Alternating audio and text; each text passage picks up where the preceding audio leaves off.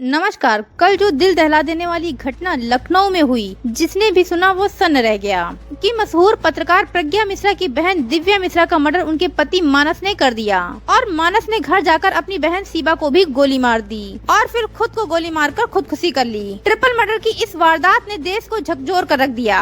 इस पूरी murder mystery पर दिव्या मिश्रा की बहन प्रज्ञा मिश्रा ने पूरी वारदात को बताया है। प्रज्ञा मिश्रा सोशल मीडिया पर लिखती हैं कि आज दिव्या का पोस्टमार्टम नहीं हो पाया, सुबह 9 से 10 बजे तक का वक्त दिया गया है। मम्मी को अब भी बताने की हिम्मत नहीं जुटा पाई। दिव्या की हालत क्रिटिकल है, ये झूठ बताकर बगल में सुला दिया है। पहली बार लग रहा है कि सच कहना कितना मुश्किल होता है। वो पोस्टमार्टम हाउस के फ्रीजर में है, ये सच में नहीं कह पाई। बैंक के सामने हत्या के समय का एक सीसीटीवी मिला है। इसमें बैंक कर्मचारियों की भीड़ भाग रही है और हत्यारा हत्या कर रहा है। बैंक में काम करने वाले हत्यारे के पास 3-3 रिवॉल्वर कहां से आए? किसने उस तक ये रिवॉल्वर पहुंचाई? किसने उसे इतना जघन्य अपराध करने के लिए प्रेरित किया?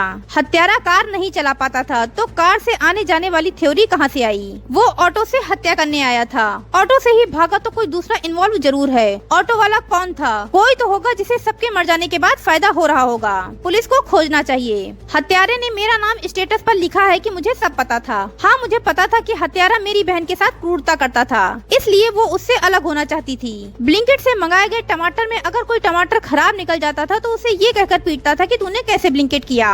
बकौल मेरी बहन। हत्यारे और उसकी बहन ने मिलकर अपनी माताजी को इतना पीटा था, उसकी अपनी बीमार माँ का निधन हो गया था। दिव्या सिर्फ हत्यारे से अलग होना चाहती थी। मेरी बहन ने मुझे बताया था कि फैमिली कोर्ट में काउंसलर के साथ भी हत्यारे की झड़प हुई थी।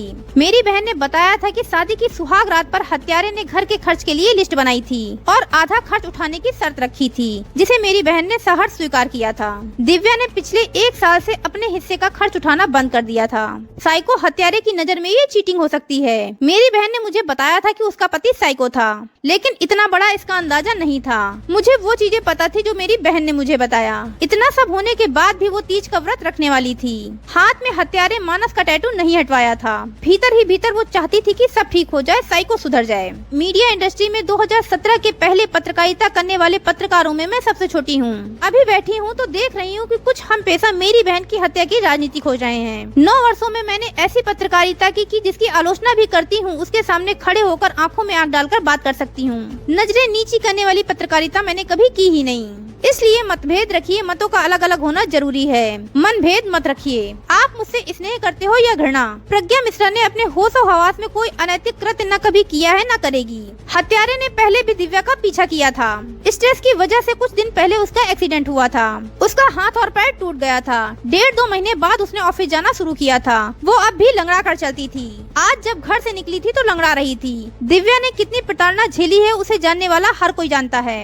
आंखों में आंसू है, वक्त ये बस बातें करने का नहीं है, लेकिन आप सबको बताना जरूरी है। 3 सीसीटीवी फुटेज हैं। एक में दिव्या घर से जा रही है, दूसरी में लंगड़ाते हुए हत्यारे से लड़ रही है। ये पूरी घटना प्रज्ञा मिश्रा ने अपने सोशल मीडिया के द्वारा दी है। फिलहाल पुलिस मामले की जांच कर रही है।